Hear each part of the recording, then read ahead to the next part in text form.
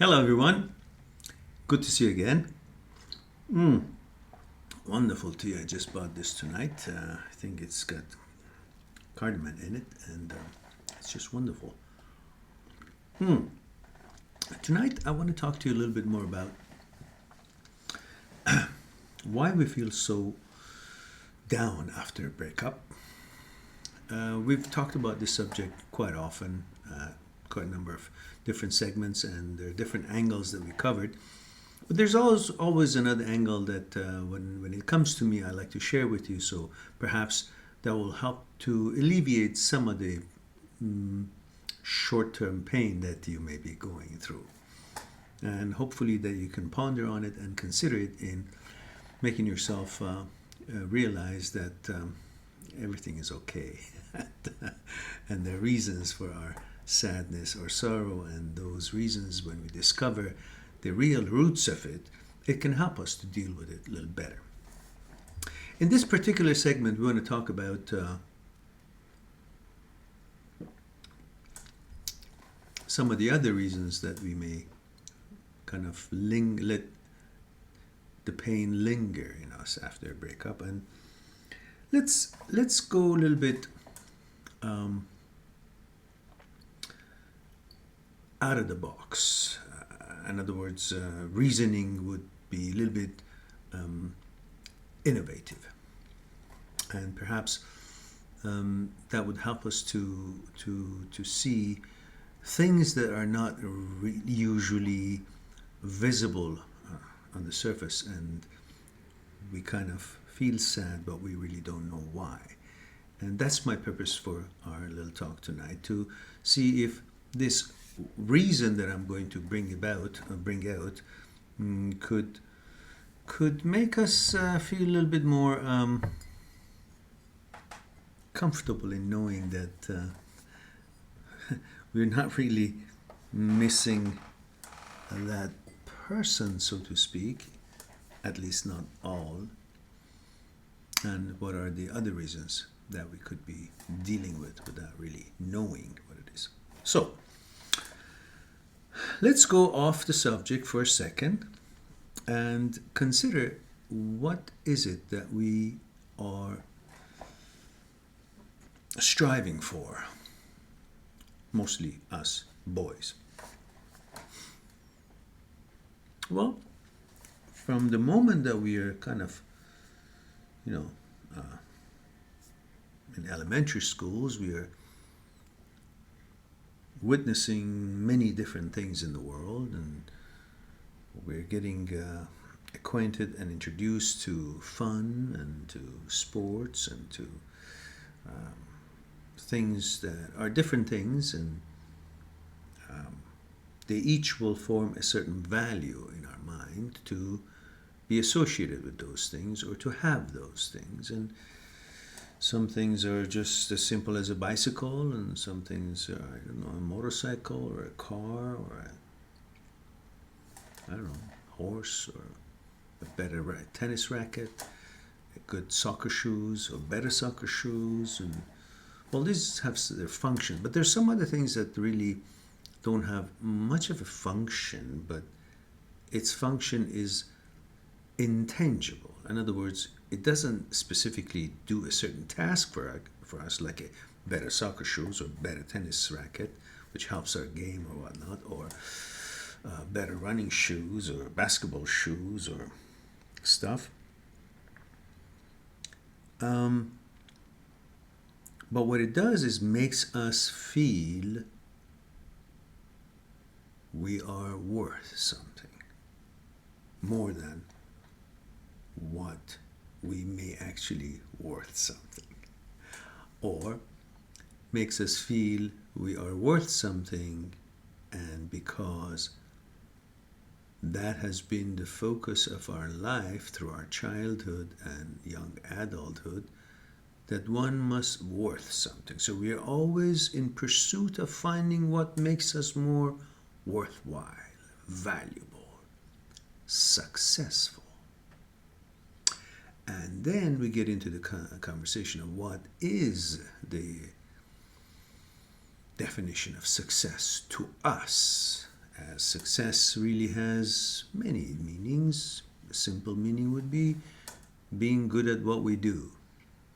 But often, most people go after a different meaning for success and being worthy. And that is the definition that they put on the success is if you have things, if you have a better car, if you have more money, if you have a bigger house, if you have 10 of this, 20 of that, things. To be successful becomes number, bigger, more, fame. Things that they really don't do anything for you in a tangible way, but it gives you a certain kind of a feeling and a clout in your own mind and the mind of some other idiots around you who think if you have things, then you've become a better person and a more successful person. And success has lost its definition in real sense and has become, and it's represented by what have you accumulated in things.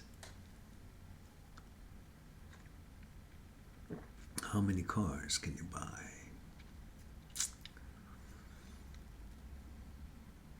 How expensive is the wine that you drink?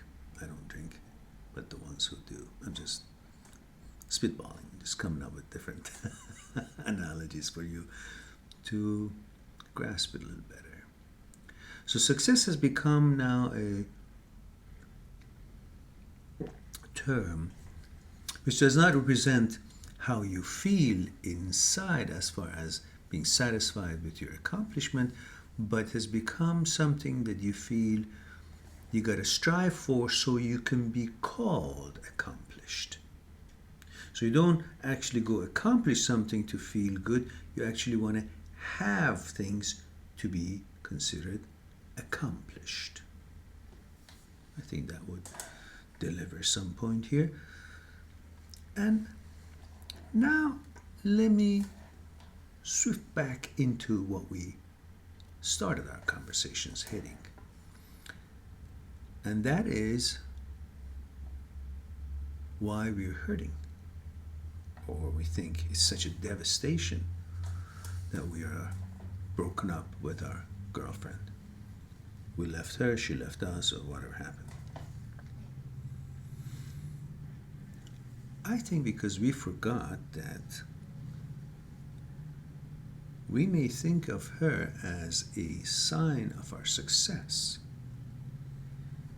to have a girlfriend, to have somebody that gives us some value. We think she's the one that gives us value. It's utter nonsense, because if that's the case, then as soon as we leave her, she would feel not valuable, and as soon as she leaves us, we will feel not valuable. That's not really logical to think that our value dependent on if we have a girlfriend or if a woman has a boyfriend or not. And it should be totally dependent on how we conduct ourselves in life, how we accomplish and how we attend to our duties, and what is the quality of what we attempt to do, and what kind of a precision and focus we put and effort we put in what we want to accomplish, whether it is studying or whether it is our job or whether it is manufacturing something, designing something, building something, whatever it is. It should depend on the kind of focus, quality, and efforts we put in it, not based on somebody else's or something that we have or something we have acquired, or if we have a pretty girlfriend and now she's not with us. So we actually then, when we see a pretty girl, we think of her instead of as a person that we like to try to find out if we have anything in common with her or not, or if we are complementing each other's behavior or philosophy or lifestyle or not. Instead, we think she gives us a sense of success. because success was about having things, having pretty things, car, bicycle, this, that, nicer clothes. Because we were trying to buy success by acquiring things rather than build success through our behavior, lifestyle, and philosophy. And so now we think, when we see a pretty girl, we think of this pretty girl as a tool of success, a commodity, a reason for our success. We have dependent our success on having someone beautiful on our side.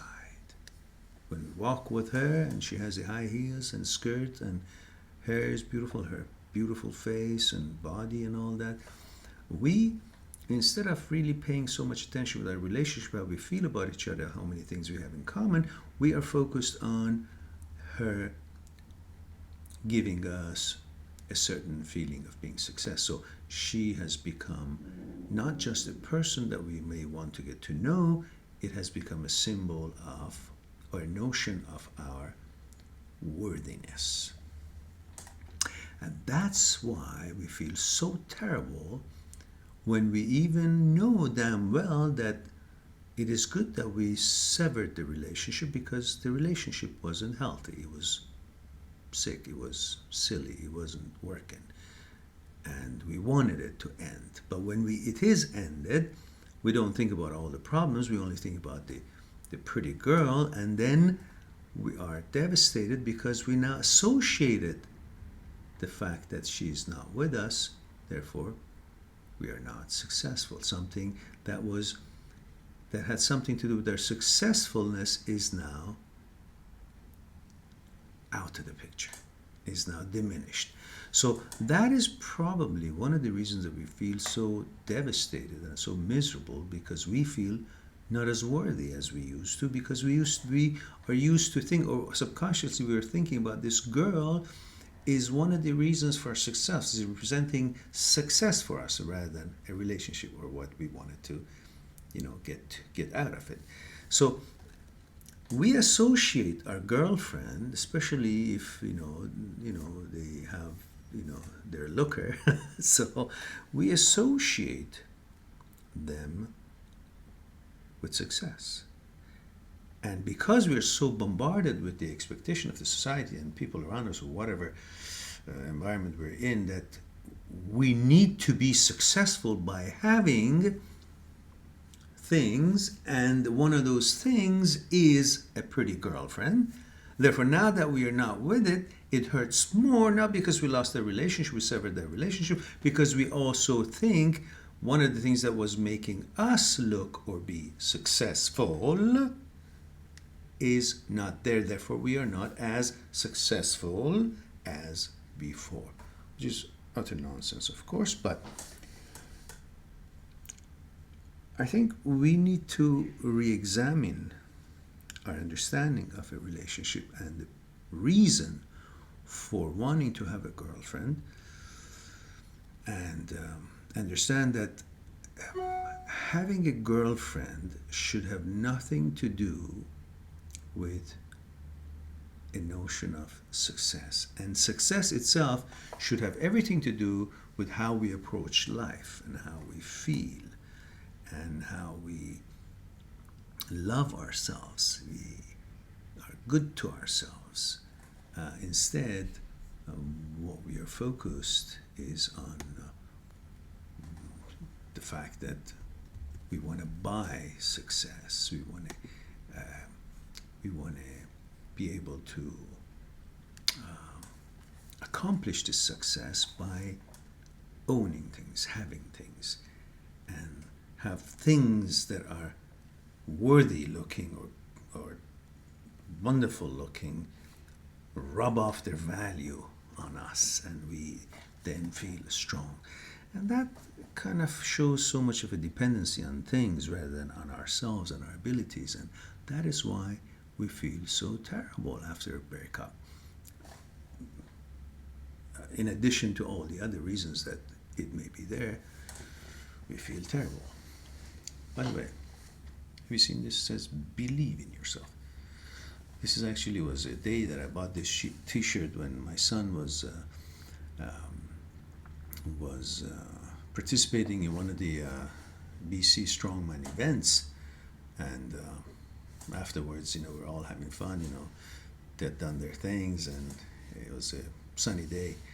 It was last summer, and they're selling these T-shirts, and it looked like it was a good thing to say. Believe in yourself. And so, on that note, please believe in yourself. Don't believe in things to give you the notion or the illusion of success. Go become successful by a proper definition of success, not by the definition of success that has been pumped into your head from childhood, that to be successful you got to have things, you got to be wealthy, you got to be rich, you got to have this and that, you got to be an asshole, all kinds of success has all kinds of definition for different kind of people. You create your own definition of success. Success means to do your best in whatever it is you're doing. Success means to feel good about the day that you spend. Success means that you put the good positive effort in doing and accomplishing and enjoying the task that you're responsible for. Success means to be helpful to yourself, to love and respect yourself and the people who deserve your love and respect. Success means to be happy for who you have become. Remember, success is who you become in pursuit of things. In other words, it's not important to get the gold. Who you become in pursuit of the gold, that's important. It's very simple. I learned that from Mr. Jim Rohn when I was much younger. I happened to listen to one of his tapes, and in one of his tapes he said this, and it stuck with me. It's a beautiful saying. So it means, let's say, you want to get the gold or whatever, financial thing or monetary thing or of value. But if you go rob a bank and get the gold, okay, you got the gold, but what did you become? You became a thief in the process. And so it's not important to get the gold, that thingy. What's important here is what you become when you're pursuing something that you want to get. That's the most valuable gift. What you make out of yourself, what you become. If you become a good person in life, that's what it's count. If you get things by cheating, stealing, and tricking and lying, well, you became a liar and cheater and tricker. That's all your qualities, all the precious qualities that can make you feel happy when you look at yourself in the mirror is gone in that way. So it's not important to get the gold. What you become in pursuit of the gold is important. So, my friends, have a wonderful evening. I don't want to be a long-winded tonight, and that was just a short message I wanted to give you. And please ponder on it, and remember, success is what you make out of yourself, and the definition of success is what makes you happy, not what the society and different cultures have put into your head what success is, as far as owning things, wanting things, having things, buying things. These are things that come and go. But what's you made your mentality and lifestyle and inside you, your heart, your mind, that can always get better and better with no limits. But all these other worldly positions have limits. How much of this can you have? How much of that can you have? But you can constantly increase your understanding of life and bettering yourself and peace within yourself by training yourself well and expecting less. It doesn't mean not to do your best. It just means don't expect so much from people around you, because they don't always comply and they don't always perform, and you'll be disappointed. So build your life on your own merits and on your own efforts, and be successful in your own way, and enjoy your life and be happy. We'll talk to you soon about a different subject. Good night and good day.